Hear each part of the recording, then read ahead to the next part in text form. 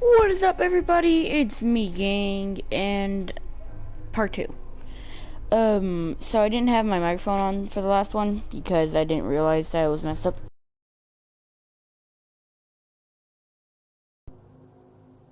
So yeah, let's get back into Vampire.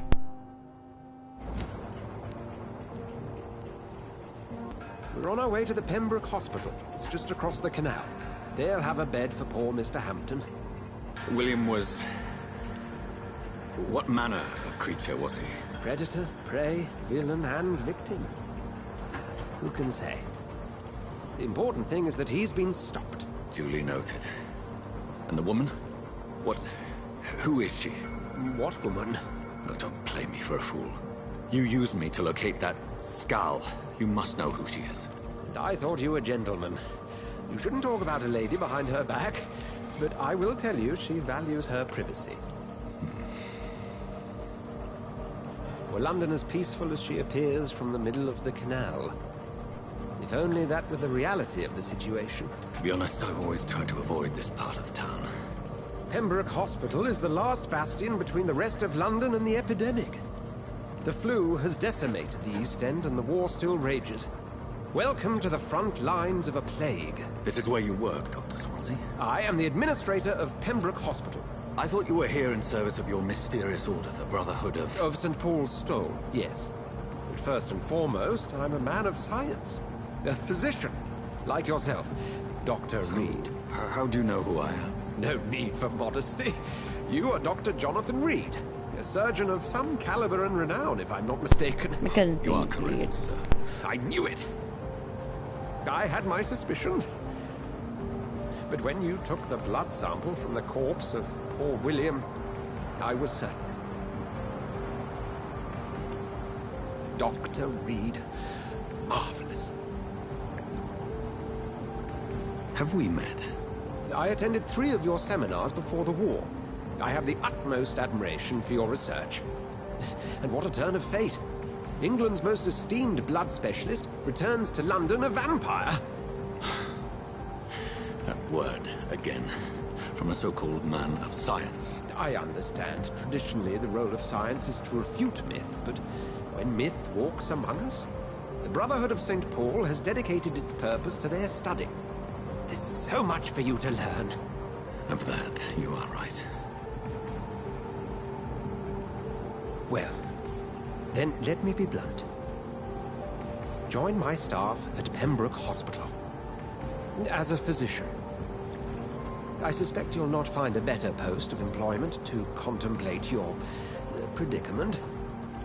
This is sudden. I was returning home to see my sickly mother. But alas, that was before contracting this... affliction. Dr. Reed, take a moment to consider. The post would be for the night shift, providing a good explanation for your absence during daylight hours. You'll be adequately reimbursed, and have a place to hide. I even had the forethought to bring some clean clothes. So, what do you say? It seems I have little choice, but yours is a generous offer, so I thank you. Brilliant! Oh, Jonathan, this is one for the book, and the beginning of a beautiful friendship.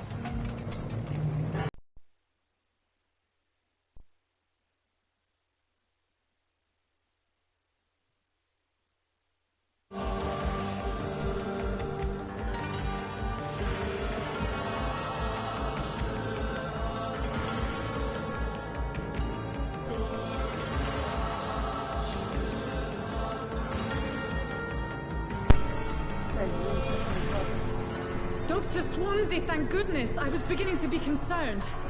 Worry no more, Nurse Crane, for I bring good news. Oh, Doctor, what a night. We lost 2 more patients. Nurse Scow said she couldn't take it anymore and resigned.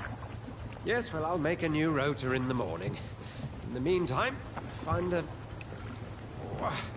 good bed for Mr. Hampton. Be sure to pay attention to his needs. Of course, Doctor. Oh, and Dorothy, Yes, Doctor? Dr. Reed here has just returned from the front. He served King and Country and will be joining us here at Pembroke. We're very lucky to have gained a surgeon of his talent, and one so experienced in blood transfusions. That is good news indeed, Doctor. Oh, yes.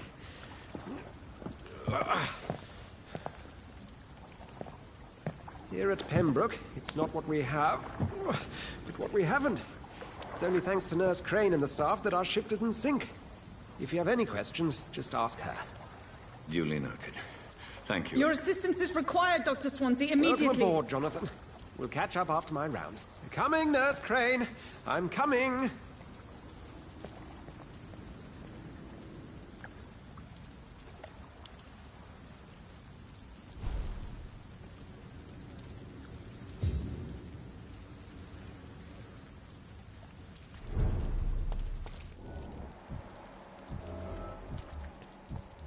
We'll have a word in my office later, Jonathan.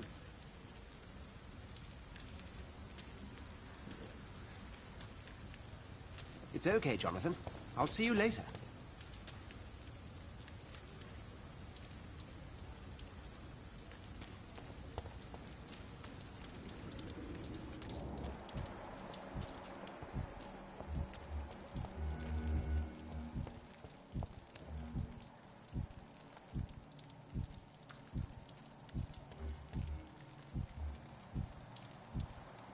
I'm sorry, Jonathan. Mr. Hampton needs me right now.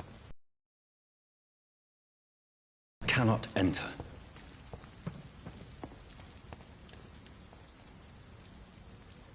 It's okay, Jonathan. I'll see you later.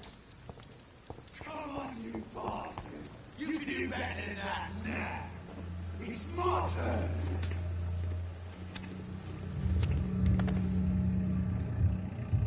Rotten ore, Christine. Each heart contains the seed of life. Drink at this river. Try it all.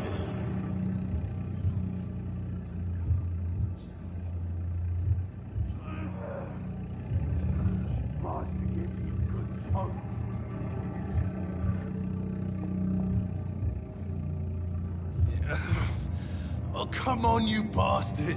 I won't bite. Sir, please. You've lost too much blood. Calm yourself. You think I didn't notice? Stop your staring and get me to an hospital, you arse!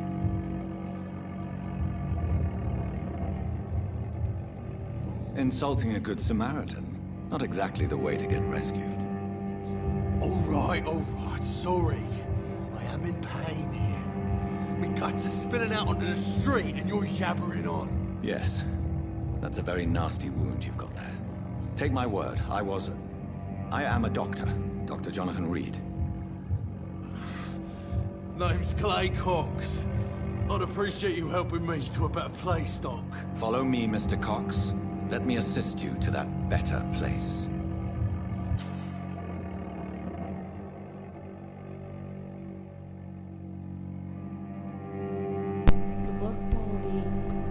The blood quality indicates how much XP you'll obtain from a particular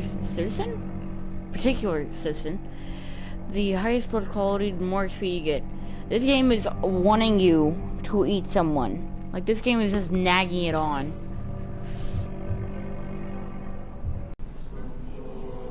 I couldn't do this fading light into the shadows. Dance with him the dance of life and death. I think I have to.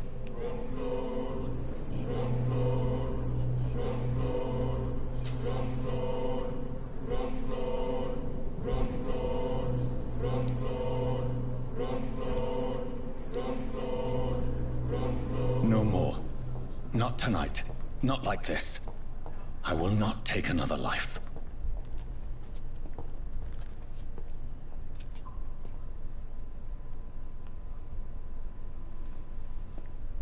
You're just gonna die? Did I black out?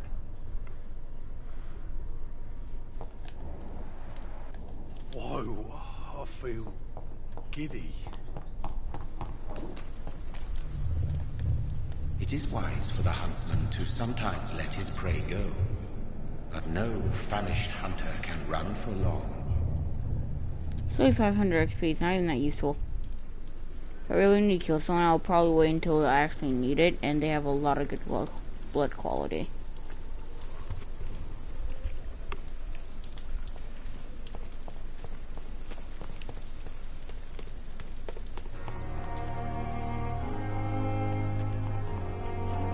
It's freezing here.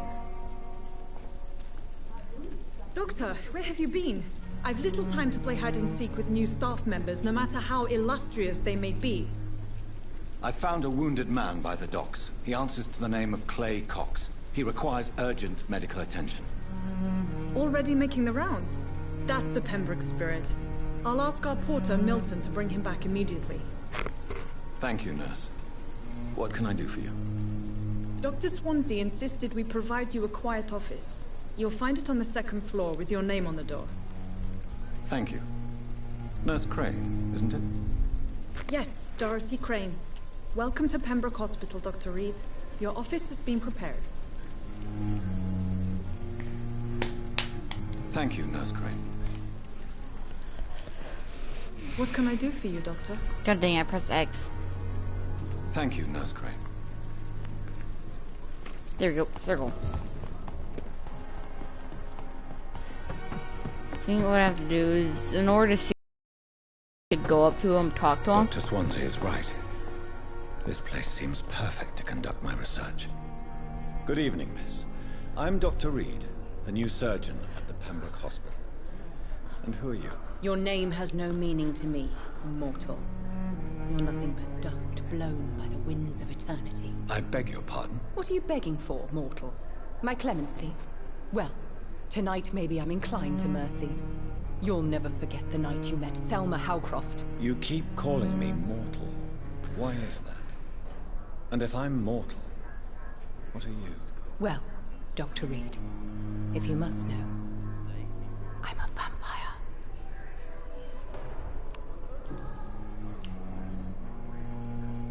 Who are you really, Miss Howcroft? I mean, apart from being a vampire. Is that not enough for you, puny mortal? What do you require? Proof of my powers? I'm curious to know who you were before becoming a vampire. No, it's such a long time ago, I don't remember. Centuries of unholy life can have strange effects on one's minds, you see?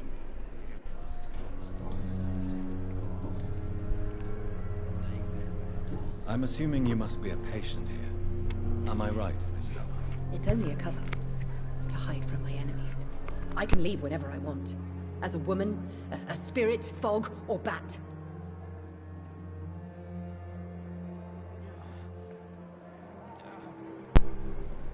Huh? No. Who are these enemies you mentioned? Can you describe them? I cannot say for sure. But I sense their eyes on me from nearby. I feel them watching me every time I visit the garden near the morgue. The staff here are not your enemy. They're here to help you, to care for you. I'm not speaking of the doctors in white. I'm speaking of the men and women who hunt me. For I am a vampire. I see. Don't worry. These people will not find you here. I'll personally make sure they leave you alone. Thank you, mortal. But do not interfere with them, for you are no match for those that hunt me.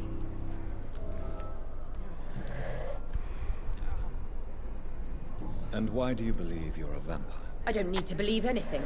It is what I am. It is what I feel within this hollow shell of flesh. I see. Have you ever heard of Cotard's syndrome, Miss Howcroft? Never. It's a mental illness discovered by a French neurologist named Jules Cotard. The affected patients are delusional. They believe that they are putrefying, that they are dead, a ghost or a ghoul, or in your case, a vampire. Delusional, you say? Oh, sad and petty mortal. You can't even begin to understand the concept of immortality. And you think it is I who am delusional.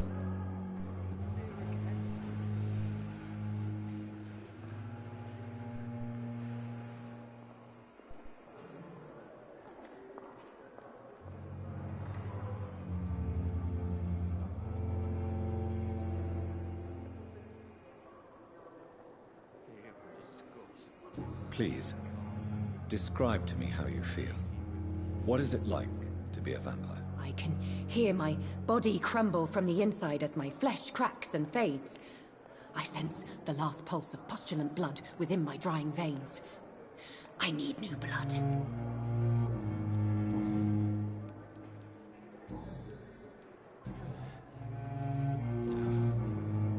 I'll leave you, Mistress of the Dark, to your nocturnal activities.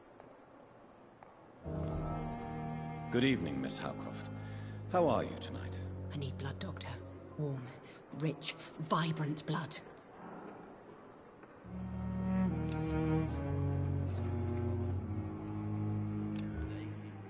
Do you require my services, Miss Howcroft? I have no need for your medicine, Dr. Reed. Blood is the only drug I need. Do you require my services, Miss Howcroft? I have no need for your medicine, Dr. Reed. Blood is the only drug I need.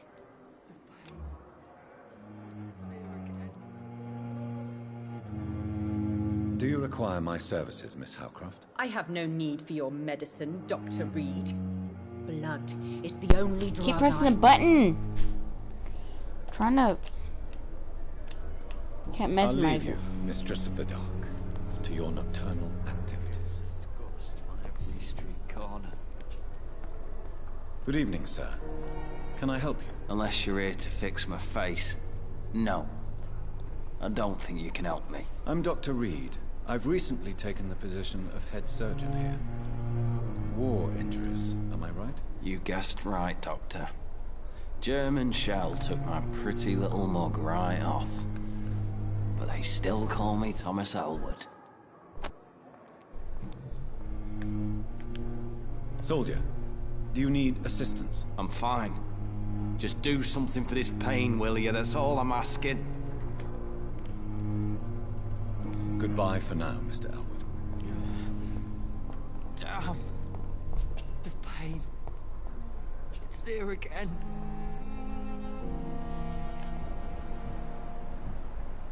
Says he's healthy. I am wasting too much energy for so little result.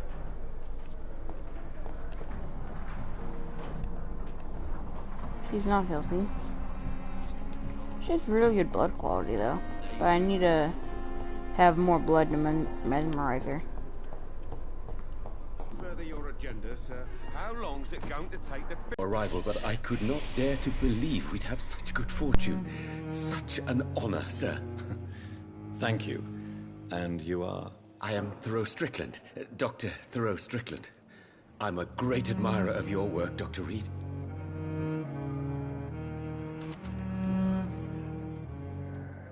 Please, could you tell me something about yourself? I'm a great admirer of your work concerning blood transfusion, Dr. Reed.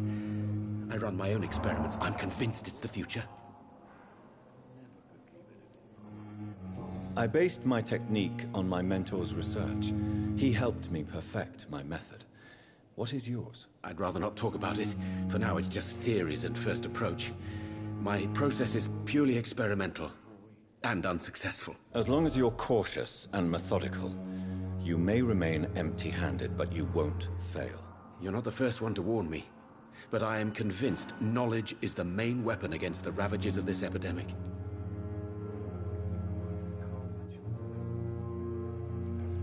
What made you choose to be a doctor? I'm not ashamed to admit you and your work have inspired me.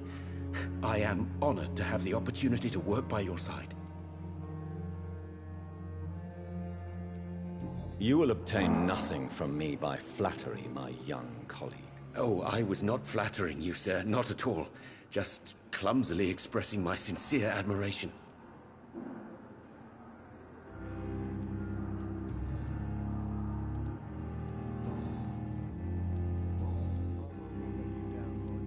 Tell me more about your willingness to experiment with new medical techniques. Harvey Fiddick is a patient suffering from a severe injury that could cripple him if not treated correctly. I'm convinced your blood transfusion technique could help him. What is it you really want? To save him, or to prove your point? Fair question. I want nothing but to save my patient, Dr. Reed. Especially since I know Mr. Fiddick's story. Tell me Mr. Fiddick's story. Our first diagnosis was compromised because Mr. Fiddick lied to us about the real origin of his injury. He first claimed it was an accident. But why would he hide such crucial information from us? Because he is a proud father, ashamed of putting his children at risk because of his own negligence.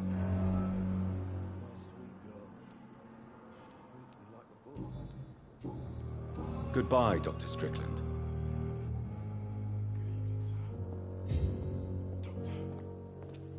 Good evening, sir.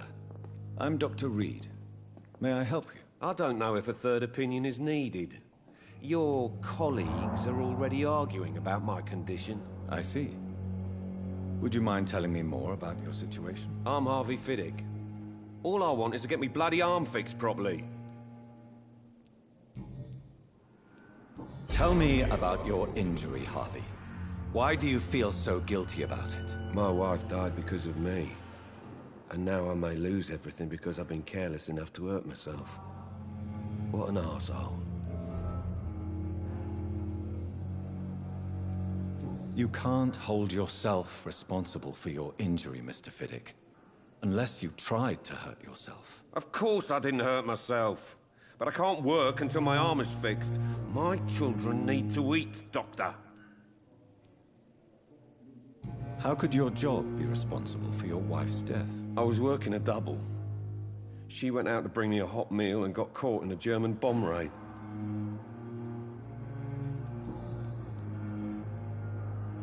Tell me more about the death of your wife, Harvey. 1915.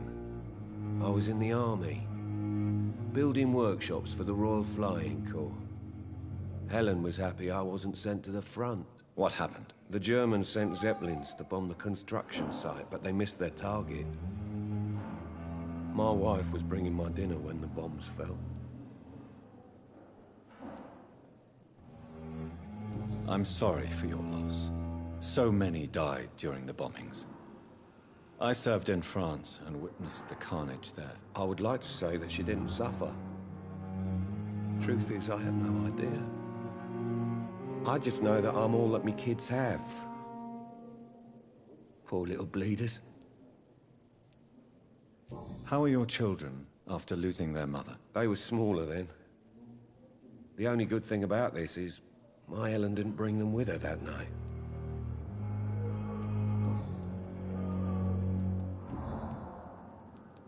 Goodbye for now, Mr. Fiddick. I'll see you later. You always knew the words to calm the children, Helen. As for me, good evening, sir. What a bloody idiot.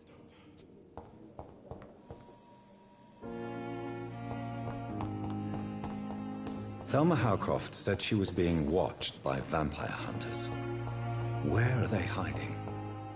I should investigate.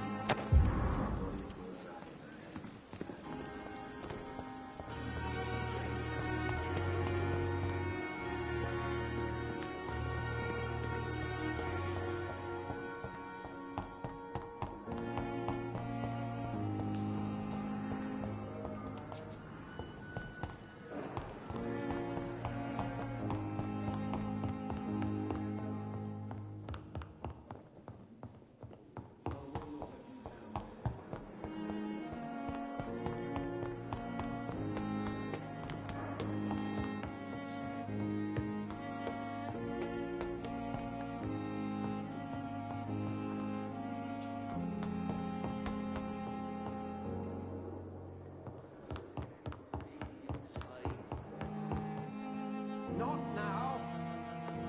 Please come back later.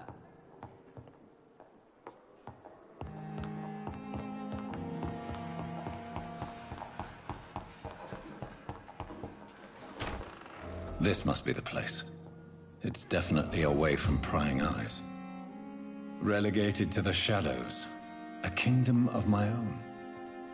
At least I won't be sleeping in a coffin.